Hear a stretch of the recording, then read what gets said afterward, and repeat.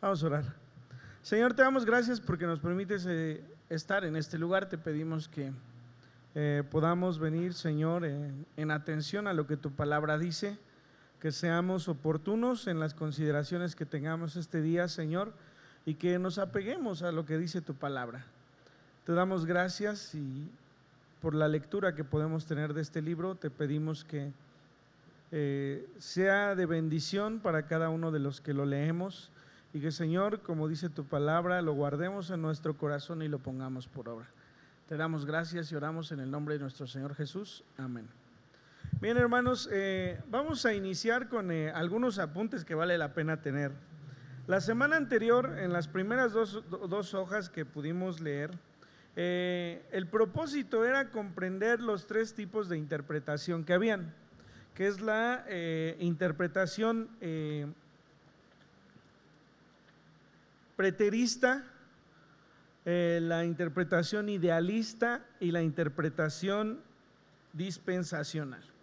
¿Cuál es la diferencia entonces entre estas tres? La primera de ellas es que nos dicen que los acontecimientos que han venido ocurriendo prácticamente han sido desde que el Señor Jesús pisó esta tierra, ¿sí? Hay muchos acontecimientos que han pasado, ahorita lo vamos a ver en un esquema, pero las personas que interpretan de esta manera no creen que haya un reino milenario en la tierra, no creen que la iglesia sea tomada por el Señor en un arrebatamiento para evitar que pase por el tiempo que vendrá en el futuro acerca de la tribulación.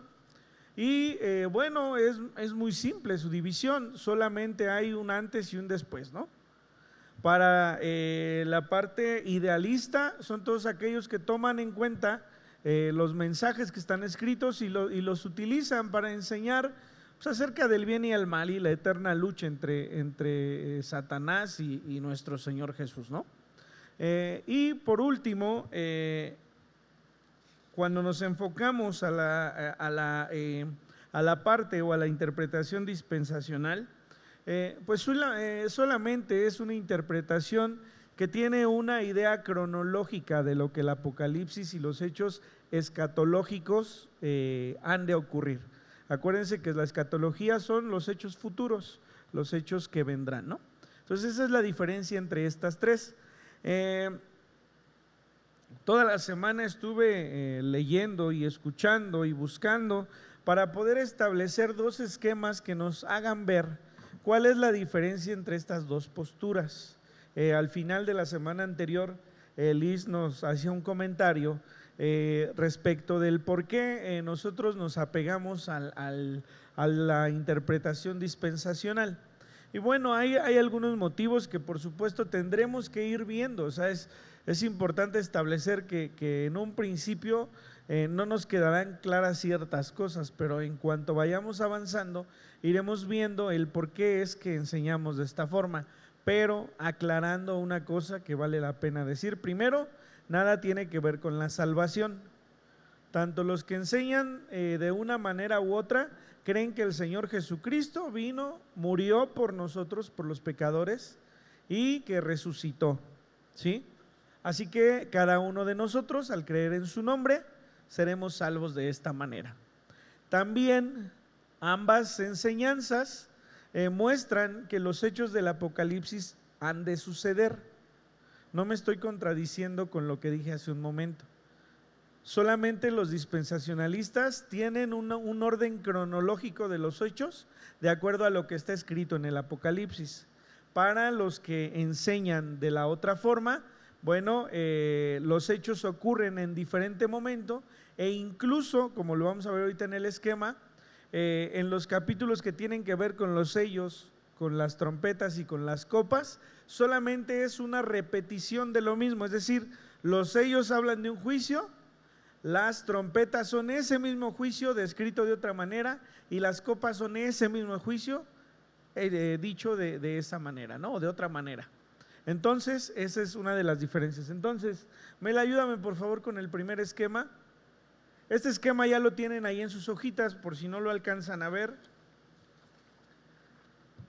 Si ustedes ven este esquema, obviamente parte desde la cruz del Señor, ¿no?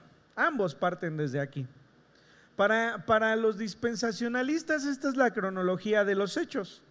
Cuando el Señor Jesucristo muere en la cruz del Calvario, hay un tiempo de gracia que es el que la iglesia vive en este momento. ¿Por qué es un tiempo de gracia, hermanos? Porque nosotros no tenemos que hacer nada más que creer en el Señor Jesucristo para recibir la salvación. No es que los que vengan después no tendrán o no serán salvos de la misma manera, no. La diferencia es que aquellos que vengan después de que la iglesia sea arrebatada y que algunos todavía crean en el nombre del Señor, sobre todo judíos, ¿sí?, lo harán bajo tribulación, bajo una persecución, bajo morir a causa del nombre de Cristo, al confesar creer en Él, ¿sí? Entonces por eso estamos en el periodo de la gracia. A nosotros, si yo salgo hoy a la calle y grito Jesucristo es mi Salvador, pues fuera de que algún día una persona diga este está loco, no pasa nada más. Y yo puedo ser salvo creyendo en el Señor sin tener que seguir esa persecución. Ya nos decía nuestra hermana Ángela la semana pasada, en algunos sitios sí que sigue habiendo persecución y han vivido el evangelio de otra manera, ¿no? Bueno, entonces tenemos la cruz, tenemos este tiempo de gracia y en Tesalonicenses nos habla del arrebatamiento. En Tesalonicenses nos dice que, dice, y al sonar la final trompeta, ¿sí?, entonces el Señor vendrá en las nubes y todos los que ya hayan muerto serán levantados primero y luego los que nos hayamos, los que aún vivamos, los que no hayamos dormido, ¿no?, los que no estemos muertos, ¿sí? Esto lo escribe el apóstol Pablo, por supuesto, por revelación. ¿Qué quiere decir? Que el apóstol Pablo también conocía estos hechos escatológicos, ¿no? En sus cartas en algunas cosas nos habla. ¿Por qué no lo expresó tan abiertamente en una carta? Bueno, no le fue dado el hacerlo, ¿sí? Así como en algún viaje misionero le dice que el Espíritu le impidió que fuera a cierto lugar. Pablo, estoy seguro, por lo que sus cartas nos dicen, era dirigido por el Espíritu Santo. No le correspondía hablar abiertamente de estos momentos escatológicos haciendo una cronología, pero sí mencionaba ciertas cosas. Una de ellas era el arrebatamiento. El Señor vendrá, no pisará la tierra, por eso no se considera como su segunda venida, sino que en las nubes todos los que hayamos creído iremos con Él. Empezando por los que ya murieron, ¿sí?, y después cada uno de nosotros. Luego en Corintios nos dice, un misterio tengo para decirles, no todos dormiremos. Es decir, no todos los cuerpos que suban al Señor serán de personas muertas. Dice, algunos solamente seremos transformados. Dice, pero sí todos seremos transformados. Entonces, este hecho del arrebatamiento es al terminar el periodo de la gracia, ¿sí? Viene el periodo de la gracia y simultáneamente ocurren dos cosas. Si ustedes se fijan arriba de los dos cuadritos donde dice arrebatamiento y segunda venida, dice tribunal de Cristo y bodas del Cordero. También el apóstol Pablo habla de un juicio que vendrá para todos los creyentes, ¿sí? Pero no es para clasificarnos entre condenados o no, sino dice para coronas, ¿sí? Para los que han servido al Señor, para los que han dirigido su hogar, para ellos es ese comparecer ante el tribunal de Cristo. No para condenación, repito, es un juicio de obras en cuanto al servicio del Señor, ¿sí? Y después de ello, las bodas del Cordero. Lo pongo en la parte superior porque, bueno, esto es lo que estará pasando mientras en la tierra existe la gran tribulación, ¿sí? Se divide en 7 años, en Daniel habla de 7 semanas, en donde están primero los sellos, las trompetas y las copas de la ira de Dios. Ahí tenemos en la parte de abajo que dice gran tribulación, ¿no? el tiempo, hermanos, ese es un problema en todos nosotros. Nosotros creemos que el tiempo que nosotros conocemos en la medida es el mismo que tiene nuestro Dios. Y Dios es eterno, ¿no? Entonces partamos desde ese punto. Si son 7 días, si son 7 años, si son 70 años, si son 700, el tiempo es algo que nosotros medimos. Lo único que la Biblia hace al hablar del tiempo es buscar que nosotros tengamos una referencia, ¿sí? O sea, para nosotros el tiempo es una referencia. Yo les decía hace un ratito, ¿no? Hoy tenemos una nueva niña más pequeña en toda la iglesia. ¿Por qué? Porque el tiempo, los 3 años que tiene esta pequeña, nos dejan ver precisamente eso, nos da una referencia de ello, ¿no? Entonces, partamos de ese punto. El Apocalipsis en sus primeros capítulos nos enseña acerca habla del Señor Jesucristo, por supuesto, ya lo leímos hace un momento, la introducción de esta primer parte de la visión que tendrá Juan y que ha de escribir. Después el capítulo 2 y 3 nos muestran los mensajes a las 7 iglesias. El capítulo 4 y 5 nos enseñan la adoración a Dios y la adoración al Señor Jesucristo. Y a partir de allí, cuando dice que Juan llora porque no hay un digno de abrir el libro, de desatar los sellos, dice que se le dice: no llores, porque ahí el león de la tribu de Judá, dice, él es digno de abrir esos sellos, ¿no? Y entonces se empiezan a abrir esos sellos. Los primeros sellos muestran la ira de Dios en un tiempo en el que van en aumento, van creciendo. El último sello abre la primer trompeta y sucesivamente la última trompeta abre la primera copa de la ira del Señor, que es el tiempo de la tribulación más fuerte. Y al terminar las copas de la ira de Dios, viene lo que es la segunda venida, ¿sí? En esa segunda venida la Biblia nos muestra que nosotros como iglesia, después de ser ya la esposa del Señor, descendemos con Él, y que hay una primera guerra, que es el Armagedón, y hay un juicio a las naciones, ¿sí? Después de este juicio, que es condenatorio, dice que hay un reino de 1000 años en la tierra, ¿sí? Después dice que Satanás es soltado por un poco de tiempo. Viene la última batalla de Gog y Magog, y a partir de ahí el diablo, los demonios y todos los incrédulos estarán eternamente en el lago de fuego, y cada uno de nosotros los creyentes habitaremos un cielo nuevo y una tierra nueva, ¿sí? ¿Este esquema está claro? ¿Sí? ¿No tenemos duda de algún punto? Ok, vamos al otro esquema. Este otro esquema, si ustedes se fijan, solamente tiene una línea divisoria, ¿sí? Para las personas que enseñan el Apocalipsis de la manera preterista, dicen que desde que el Señor Jesucristo pisó la tierra, se estableció su reino en ella. Por eso en la parte de arriba tienen reino milenario en el cielo, ¿sí? Es decir, ellos enseñan que todos, como vamos muriendo, vamos ascendiendo en espíritu al cielo. Dice la Biblia que el espíritu vuelve a Dios, quien lo dio, y que la tierra vuelve al polvo, ¿no? Bueno, ellos enseñan que desde que el Señor Jesucristo viene, el reino es inmediato. Es un reino que se establece en el cielo. Ellos llaman así al reino milenario, reino en el cielo. Y los que permanecen en la tierra están en un reinado de Jesucristo en la tierra, pero no se ha consumado. Es decir, vino a establecer su reino, pero no se ha consumado, ¿sí?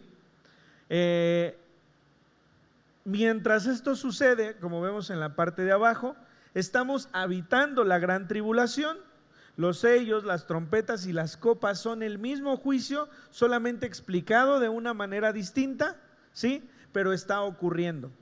Por eso cuando hay una pandemia, como lo ha habido los últimos años, cuando hay guerras, cuando hay muertes, cuando hay destrucción, ellos hablan de que esta es esta parte de la tribulación que se está estableciendo en la tierra.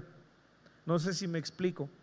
Entonces, para ellos, desde que el Señor Jesucristo vino hacia la tierra, todas estas cosas han empezado a suceder, ¿sí? Insisto, no es que sea una enseñanza distinta. Ambas enseñanzas hablan de que esto es algo que está sucediendo o que ha de suceder, ¿sí? No hablan de que es mentira, no hablan de que solamente es el acomodo de las cosas. Los preteristas dicen que el reino milenario no cabe después de la segunda venida y antes de la eternidad. Entonces ellos dicen que es esta línea divisoria, que es la segunda venida, en donde cuando venga el Señor hay juicio, ¿sí? Entonces cuando venga el Señor habrá juicio de condenación o de salvación, ¿sí? En esta es la batalla, inclusive ahí tienen con dos flechitas que la batalla la nombran como si fuese la misma, ¿sí? Y solamente es después de la batalla, eternidad con Dios o condenación eterna. Pero entonces el acomodo es distinto.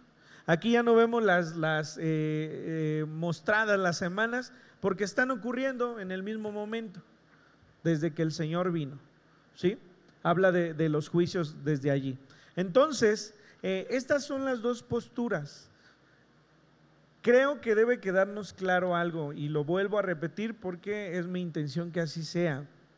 Lo que debe quedarnos claro es que no hay contradicciones de los eventos, sí lo hay en la manera de acomodar los eventos a nuestro pensamiento, ¿sí? Por ello entonces empezaremos a estudiar el Apocalipsis.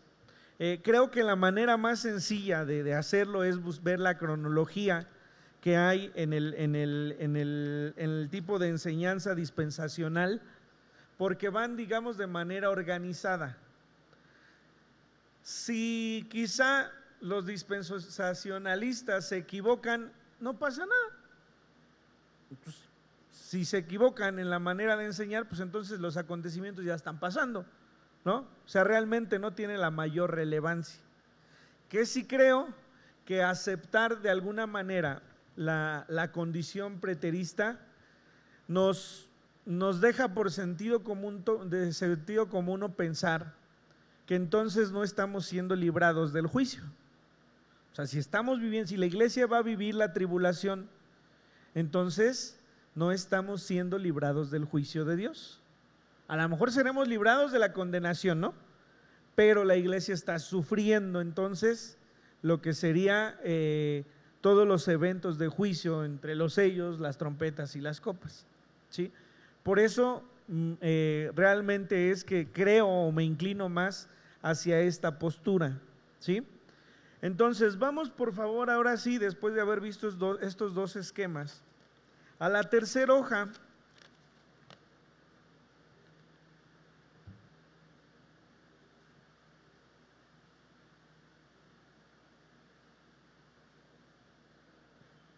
De verdad no sé cuánto tiempo nos vayamos a llevar, porque el día de hoy solamente traigo 3 versículos preparados.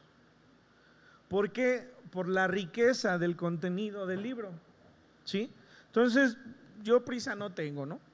A menos que el Señor me lleve o que mande otro pastor, no pasa nada, ¿no? Hasta donde lleguemos y como lleguemos. Al final el propósito de nosotros debe ser estudiar, nada más. Incluso si Dios tiene que mostrarnos, revelarnos, darnos entendimiento, lo va a hacer, confiamos en que así sea, ¿no? Entonces leo estos primeros 3 versículos, dice así: la revelación de Jesucristo que Dios le dio para manifestar a sus siervos las cosas que deben suceder pronto, y la declaró enviándola por medio de su ángel a su siervo Juan, que ha dado testimonio de la palabra de Dios y del testimonio de Jesucristo y de todas las cosas que ha visto. Bienaventurado el que lee y los que oyen las palabras de esta profecía y guardan las cosas en ella escritas, porque el tiempo está cerca. Solamente vamos a basarnos en esos primeros 3 versículos. Dice el primero: la revelación de Jesucristo que Dios le dio para manifestar a su siervo las cosas que deben suceder pronto, y la declaró enviándola por medio de su ángel a su siervo Juan. Dice estas hojas, dice versículo 1, revelación. ¿Qué es una revelación? Dar a conocer algo que está oculto, en secreto o escondido. El género apocalíptico es una forma de escritura. En medio de ella hay una revelación para Juan y los creyentes. El objetivo de darla de esta forma es que solo quien tiene conocimiento y a quien Dios le revela puede comprenderlo. La palabra nos enseña que la revelación viene por el Espíritu Santo. Dice la Escritura, cuando Pablo escribe, dice: no he venido a ustedes con palabras sabias, no he venido para que los sabios entiendan. El Señor Jesucristo también decía lo mismo, ¿no? Decía que no era para que los entendidos, y lo hago entre comillas, pudieran comprender el mensaje de salvación. Hace una semana Ricardo nos decía: ¿por qué si el género busca que no sea entendido por quien lo lee? Los análisis de vienen desde los primeros siglos, ¿no? Bueno, es muy simple. A final de cuentas, Dios revela a quien quiere revelar, da entendimiento a quien quiere dar entendimiento, ¿sí? Entonces la palabra nos enseña esto, nos enseña que nosotros, vino Pablo a los gentiles a enseñar el evangelio sin ser una enseñanza sofisticada. Y miren que si alguien podía enseñar de esa manera, el apóstol Pablo, ¿no? Pero él decía: yo no he venido así. Mas el que revela todas las cosas, el que escudriña los corazones y lo profundo de Dios, es el Espíritu Santo. ¿Ustedes creen que el mensaje de salvación que han escuchado ustedes, no lo han escuchado algunos de sus cercanos? Claro que sí. ¿Y por qué no lo comprenden como nosotros lo hemos comprendido? Porque el Espíritu Santo nos lo ha revelado a nosotros. No somos ni más inteligentes ni somos más sabios, no. El Espíritu Santo nos lo ha revelado, ¿sí? Entonces inicia la revelación de Jesucristo que Dios le dio para manifestar a su siervo las cosas que deben suceder pronto. Entonces entendamos que la revelación es algo que está oculto. Cuando antes velábamos los rollos fotográficos que eran oscuros, en un cuarto oscuro se revelaban para que la luz no diera en esto si no se velaran las fotos, ¿sí? Eso era revelar, lo oculto se podía observar, ¿sí? Así que esa es la revelación. El segundo punto dice: las cosas que deben suceder pronto. Esta palabra pronto es una de las palabras en las que se basa la interpretación preterista, afirmando que los acontecimientos tendrían que ser inmediatamente. Sin embargo, los dispensacionalistas dan significado a esta palabra bajo 2 elementos. Unos decían: la palabra pronto quiere decir que empezó ya. Vino Jesucristo y entonces a partir de ese momento todos los eventos empiezan a suceder, ¿sí? La persecución, incluso para los que creían en el Señor, era algo que les decía, o que ellos pensaban que el Señor ya había venido y que ya se habían quedado en la tribulación, ¿no? Tesalonicenses nos habla de esto. Por eso es que Pablo les dice: tranquilos, sí, el Señor vendrá, pero cuando el Señor venga, iremos con Él. Antes de que pase esta tribulación por motivo de la persecución dirigida por Satanás, antes de que eso pase, dice, la iglesia será tomada en las nubes. Entonces, tranquilos, ¿no? Para eso era. Luego segunda de Tesalonicenses les vuelve a escribir, porque muchos decían: pues ya venía el Señor, pues entonces no trabajo. Y entonces nos quedamos sentados a esperar a que el Señor venga, ¿no? Por eso Pablo les dice: el que no trabaje, que no coma. Y les vuelve a explicar los sucesos que deben pasar antes de que venga el Señor, ¿sí? Entonces dice, esta palabra pronto es una de las palabras en las que se basa la interpretación preterista, afirmando que los acontecimientos tendrían que ser inmediatamente. Sin embargo, Los dispensacionalistas dan significado a esta palabra bajo dos elementos. Primero, han de acontecer pronto, en el sentido de repente. O sea, no hay un anuncio, va a venir de repente, ¿no? Vamos a leer, por ejemplo, 1 de Tesalonicenses 5:2. Yo creo que nada más leemos una de las citas porque si no nos alargamos. 1 de Tesalonicenses 5:2. Dice, porque vosotros sabéis perfectamente que el día del Señor vendrá así como ladrón en la noche, que cuando digan paz y seguridad, entonces vendrá sobre ellos destrucción repentina como los dolores a la mujer encinta. Es decir, obviamente yo no he estado embarazada, ¿verdad? Pero ustedes como mujeres sí. ¿Sí? A lo que se refiere es que el nacimiento de un bebé puede ser repentino. Así, pueden estar bien en la mañana y de repente a mediodía tener un dolor intenso y dar a luz. ¿Sí? Eso es lo que dice aquí, que cuando digan paz y seguridad, entonces vendrá sobre ellos destrucción repentina, como los dolores a la mujer encinta, y no escaparán. Pero fíjense bien, mas vosotros, hermanos, no estáis en tinieblas para que aquel día os sorprenda como ladrón, porque todos vosotros sois hijos de luz e hijos del día. No somos de la noche ni de las tinieblas. Es decir, el Señor va a venir de repente. No necesita por qué anunciarnos nada. Va a suceder en el momento que tenga que suceder. Debemos tener miedo por esto porque antes las iglesias enseñaban así, ¿no?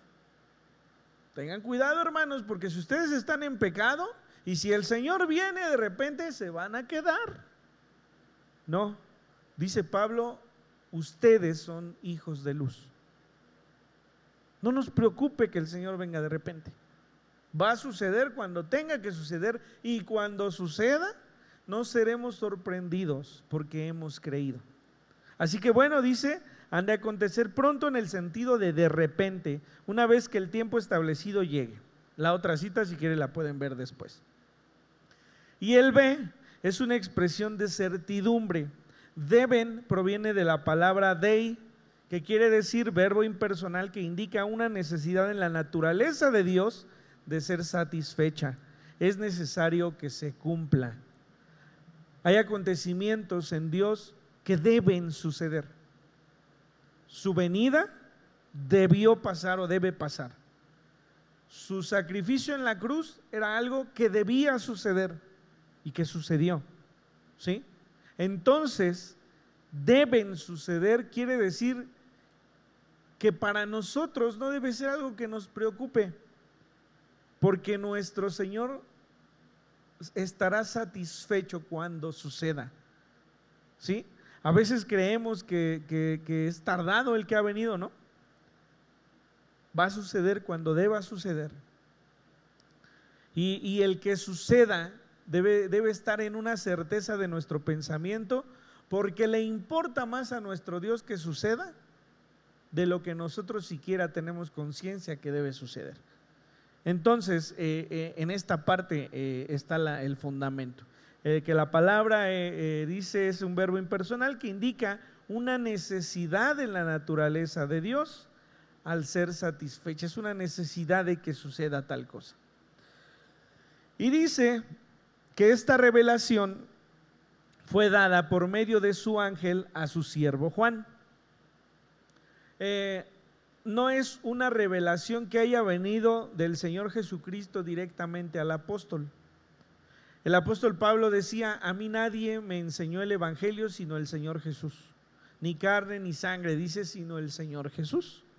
¿Sí? A él le fue revelado de esta manera. Pero a Juan se le habló por medio de un ángel. Dice, esta revelación fue dada a Juan por medio de un ángel de Dios. Es decir, Jesús quiso revelar a Juan estas cosas utilizando a un intermediario. El versículo 8 del capítulo 22 del Apocalipsis nos muestra esta palabra. Dice este versículo 8 del capítulo 22. Yo, Juan, soy el que oyó y vio estas cosas, y después que las hube oído y visto, me postré para adorar a los pies del ángel que me mostraba estas cosas. Pero él me dijo, mira, no lo hagas, porque yo soy consiervo tuyo, de tus hermanos los profetas y de los que guardan las palabras de este libro, adora a Dios. Entonces es una revelación que proviene de Jesucristo, que utiliza de intermediario a un ángel para que entonces el apóstol Juan pueda recibirlo, ¿no? Obviamente a lo largo de la Biblia nos encontramos con ángeles que se han acercado a los hijos de Dios para revelarles un mensaje. Bueno, este es ese hecho.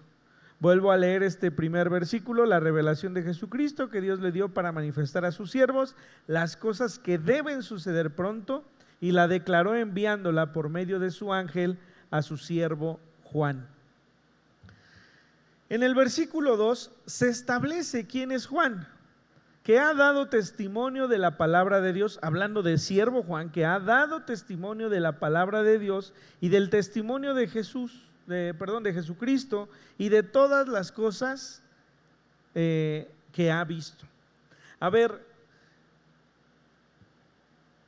cuando la gente habla de nosotros y nos dice él es cristiano, está diciendo muchas cosas.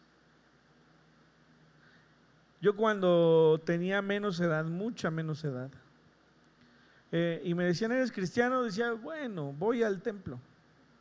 Yo creo que muchos de nosotros hemos respondido de esa manera. No, bueno, pues yo me congrego, pero pues tienes que saber que yo no soy santo, santo el Señor, ¿no? Esas son nuestras respuestas. ¿Y saben por qué respondemos así? Porque nos queremos sacar el paraguas, ¿no? Justificarnos para que la gente comprenda cuál es nuestra actitud afuera, que no es nuestra misma actitud dentro, ¿verdad? Pero dice, terminando este versículo 1, que se le envió por medio de un ángel a su siervo Juan. Lo que está diciendo es que ese siervo en verdad merece ser llamado siervo de Dios. O sea, dimensionemos lo que la palabra nos está diciendo. Nos está hablando de un hombre cabal, un hombre íntegro. No estoy hablando de un hombre sin pecado, estoy hablando de un hombre de una sola pieza, íntegro, que ha dado su vida por el servicio al evangelio de Dios.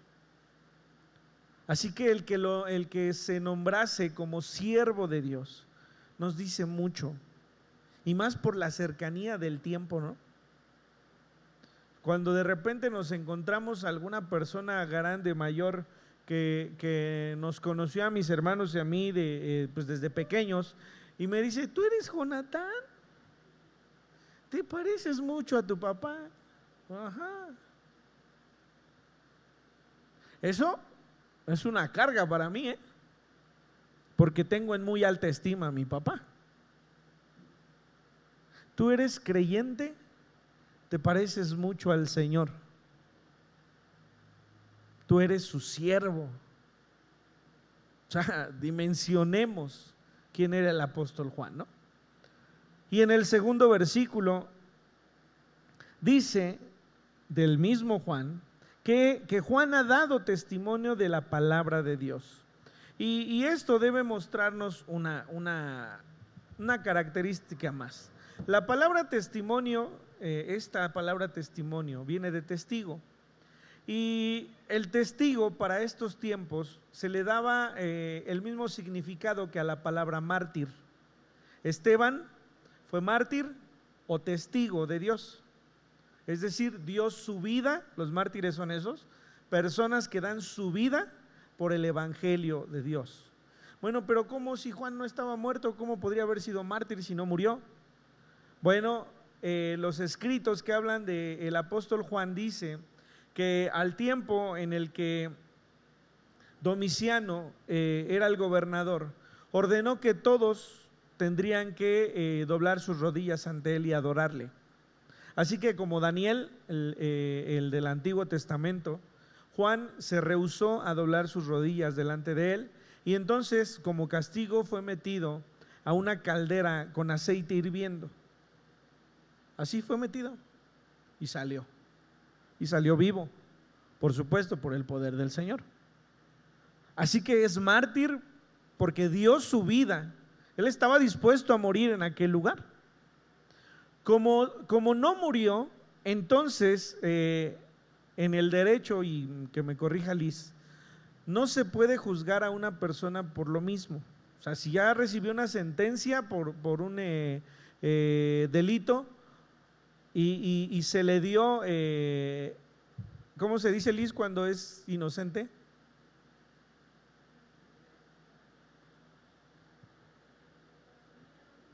No escucho. ¿Que lo absolvieron? ¿Así está bien dicho? Bueno, es decir, que no se le puede volver a juzgar por ese mismo delito del cual fue librado, ¿no?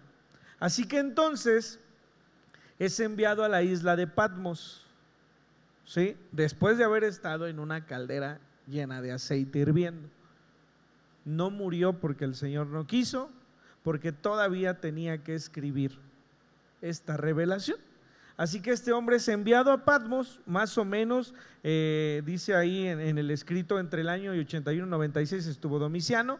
Entonces, entendamos que entre estas fechas fue que este hombre fue juzgado de esta manera y luego fue enviado para allá. Dice en los últimos 4 renglones, sin embargo, se dice que salió ileso y al no poder enjuiciar a una persona por el mismo motivo, fue llevado entonces desterrado a la isla de Patmos, donde escribiría esta visión dada por Dios. Aunque no murió, se le considera un mártir porque dio su vida por esas convicciones basadas en Jesucristo. ¿Sí? Por eso puede llamarse a este hombre como un testigo, como testimonio, pero también como un siervo de nuestro Dios. ¿Sí? Después de esto tenemos aquí estos 2 incisos. Dice, de la palabra de Dios, leemos el segundo versículo y dice que ha dado testimonio de la palabra de Dios y del testimonio de Jesucristo y de todas las cosas que ha visto. ¿Qué significa que ha dado testimonio de la palabra de Dios? Aunque en otros pasajes al referirse a la palabra de Dios habla del evangelio, en este punto se refiere a la revelación particular de este libro, Apocalipsis. Es decir, ha recibido esta visión ahí en la isla de Patmos y entonces lo que está escrito está escrito de lo que Dios le ha revelado. Entonces dice que ha dado testimonio, es testigo de la palabra de Dios, de lo que se le ha enseñado en esta visión y por eso lo ha escrito. Y el inciso B, del testimonio de Jesucristo. Cuando en los juicios hay testigos, son los que declaran o aseveran una verdad y se toma como un testimonio fiel, ¿no? de los hechos. Entonces, ¿quién es el que le dio esta palabra? El Señor Jesucristo. Por eso es su testimonio el que lo avala. No es que Juan era buen apóstol y que entonces su palabra es honorable para que creamos lo que está dicho. No. Es que el mismo Señor Jesucristo da testimonio de que lo que Juan está escribiendo es una revelación dada por él. Por eso dice en este punto la palabra testimonio se emplea para decir que lo que está escrito es lo que ha dicho Jesucristo. Es decir, la revelación que Juan está escribiendo ha sido atestada, validada o autenticada por Jesucristo. No es mentira entonces porque proviene de Dios. Por eso estamos seguros de que es una palabra inspirada como todo lo que en la Biblia está escrito. ¿Sí? Ahora, lo que está escrito en el Apocalipsis, lo decíamos la semana anterior, está relacionado con toda la palabra. ¿Sí? Está escrita y podemos comparar y encontrar concordancias que nos lleven al origen de la promesa que se está cumpliendo en ese momento. ¿Sí? Entonces, por eso podemos tener la certeza de que proviene de Dios. Versículo 3, bienaventurado el que lee y los que oyen las palabras de esta profecía y guardan las cosas en ella escritas, porque el tiempo está cerca. Bienaventurado el que lee y los que oyen y guardan. Este proceso diario en la enseñanza bíblica tiene aún en nuestros días una aplicación en la vida del creyente. Cuando nosotros venimos a la iglesia o cuando vamos a otro lugar donde se enseña la palabra de Dios, hay 2 personas, la persona que lee o la persona que enseña y la persona que escucha y aprende. A esto se refiere este versículo. Bienaventurados, dice, el que lee y los que oyen las palabras de esta profecía y guardan las cosas en ella escritas, porque el tiempo está cerca. El que lee no se refiere al que lee la escritura en lo secreto, es decir, no se refiere a como nosotros, si alguno de nosotros leemos en nuestra casa, ¿no? A lo mejor, no sé, como matrimonio, como familia leen algunos capítulos durante la semana o lo hacemos de manera individual. No se refiere a esa persona. Dice, en este pasaje se refiere al que tiene la bendición de hacerlo en público para que alguien más lo escuche. Refleja la manera en la que la primera iglesia había adoptado la práctica de los judíos, en la que alguien se paraba frente a la congregación y leía para que le escucharan. Cuando venía, inclusive en los tiempos del Señor, dice que en algún momento el Señor abrió el libro y leyó y dice, esta palabra se está cumpliendo ante ustedes. ¿Sí? Venían, eran bendecidos los que podían leer ante la congregación un pasaje. ¿Sí? A esos se refiere. La iglesia primitiva lo hacía de esta manera. Venían y era un privilegio porque no todos sabían leer. No a todos se les daba este privilegio de aprender a leer y a escribir. Entonces solo algunos podían leer lo que la palabra decía. Bueno, dice este versículo, bienaventurados los que leen. Yo me siento bienaventurado porque puedo leer frente a ustedes la palabra. Por supuesto conlleva obligación, por supuesto conlleva temor de Dios, pero es una bendición para mí el hacerlo. ¿En qué es una bendición? En que soy indigno de hacerlo. Cualquiera que lea la palabra frente a alguien más debe sentirse bienaventurado por poder hacerlo, ¿sí? Muy, muy feliz de poder hacerlo. Así que el que lee se refiere a la persona que frente a todos puede leer lo que la palabra del Señor dice. El que escucha, todos aquellos en la congregación que escuchan al que lee la escritura. Este es más simple de comprender, ¿no? Alguien lee la palabra, alguien escucha. Pero ese que escucha debe ir relacionado con el que guarda. Dice, el guardar la palabra era indicativo, era un instructivo de vida. Estos dos verbos nos enseñan que no basta con escuchar la palabra, hay que guardarla, es decir, hay que llevarla a cabo para que la bienaventuranza sea completa. Miren, hermanos, yo no sé cuántos años ustedes llevan asistiendo a una iglesia cristiana. Yo llevo pues toda mi vida, ¿no? Con sus intermitentes. Pero yo puedo asegurarles que no ha habido mayor provecho que estos últimos 5 años que de los otros 37 años que tenía en el templo. Por supuesto que escuché, por supuesto que memorizaba, por supuesto que aprendí una enseñanza, pero el escuchar y el guardar en nuestro corazón tiene que ver con lo que hacemos. Hace ratito cantábamos, ¿no? Yo quiero que gobiernes mi vida. ¿De verdad? Porque decimos esto cantándole al Señor, pero no es cierto. Porque si el Señor gobernara nuestra vida, tendríamos una vida de la cual la gente pudiera decir, este es testigo de Dios, este es siervo del Señor. Y no estaríamos diciendo, bueno, pues yo acudo a la iglesia, santo es Dios, nosotros no. Entonces, no basta con escuchar. Podemos seguir escuchando 10 años más o 15 años más. Y esto no quiere decir que estemos actuando como corresponde a un verdadero hijo de Dios. Entonces, ¿cómo vamos a ser muy, muy felices si estamos escuchando la palabra, pero no, esto no, Señor? Mejor con más tranquilidad y paciencia, ¿no? Espéreme, hermano, espéreme tantito. Es que no estoy bien con el Señor. Bueno, ¿y qué espera para estar bien con el Señor? Entonces, son bienaventurados los que leen la palabra, diría los que la enseñan, pero también son bienaventurados los que escuchan y los que guardan, ¿sí? Debemos buscar guardar esa palabra en nuestro corazón para que transforme nuestra vida. Nuestra vida debe cambiar. Sintámonos contentos cuando hemos avanzado un pasito, ¿no? Por más pequeño que sea. Que venga otro paso que dar, eso es otra cosa, ¿no? Porque lo único que Dios hace es mostrarnos que somos imperfectos. Cuando sentimos que hemos avanzado regularmente, vendrá otra cosa que nos sacuda otra vez y nos enseñe que la salvación proviene de Dios. Si no, seríamos muy engreídos en pensar que la salvación la hemos alcanzado nosotros. Y Dios no ha permitido que sea así por ese motivo, para que la gloria y la honra sean para Él.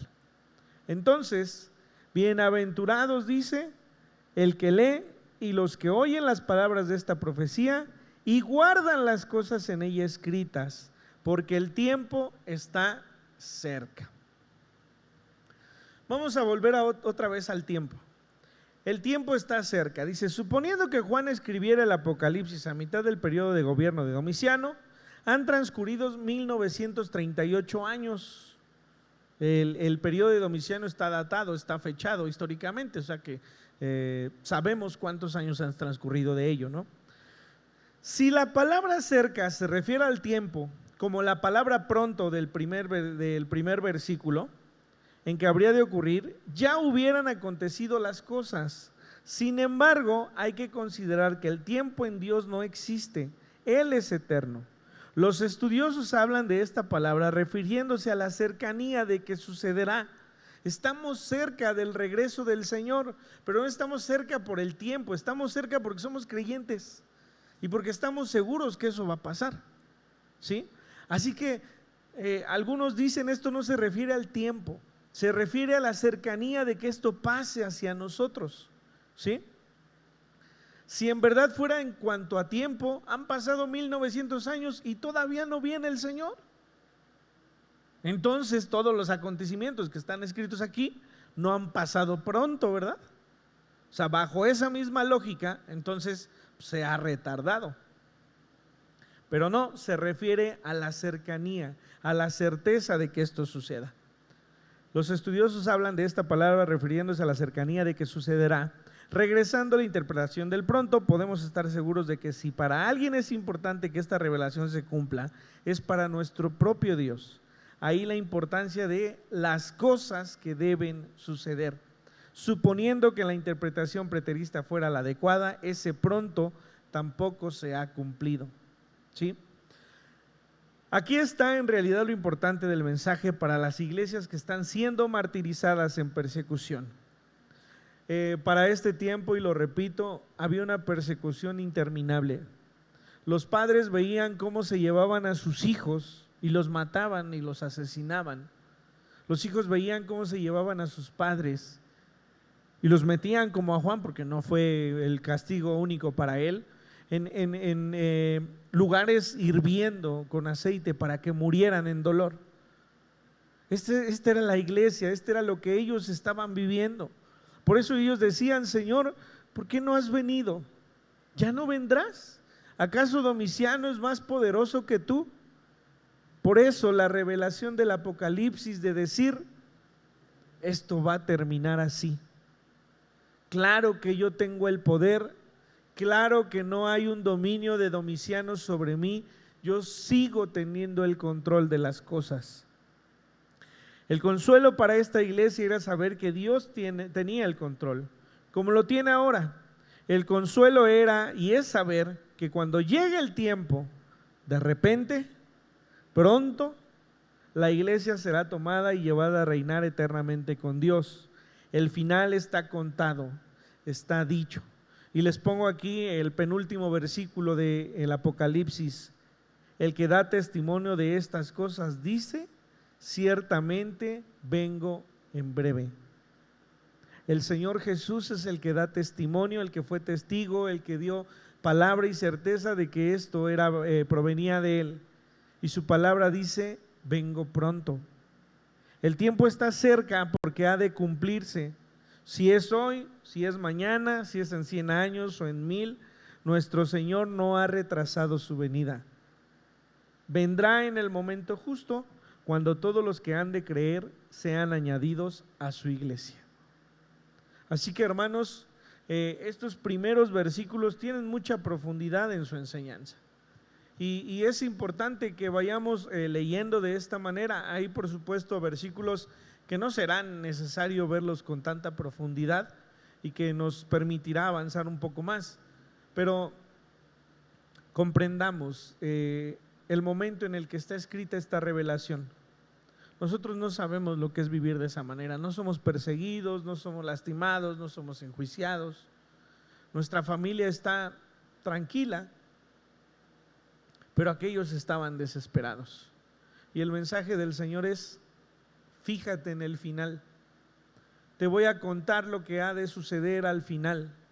Al final ni Domiciano ni el mismo Satanás tienen poder sobre cada uno de ustedes, porque yo les guardo y porque yo he dado salvación. Y esos que hoy les lastiman serán enjuiciados y estarán en el infierno eternamente. Y ustedes que son mártires, ustedes que creen en mi nombre, van a ser levantados en el cielo y vivirán eternamente en un cielo nuevo y en una tierra nueva. Así que bueno, vamos a orar. Señor, te damos gracias porque nos permites tener este tiempo. Te pedimos, Señor, que conforme vayamos avanzando en la lectura de este libro podamos encontrar mayor claridad en ello. Señor, danos sabiduría para explicar, pero también para entender lo que tu palabra nos enseña. Permítenos ver que no es importante el orden de las cosas. Lo importante es que el fin es el mismo.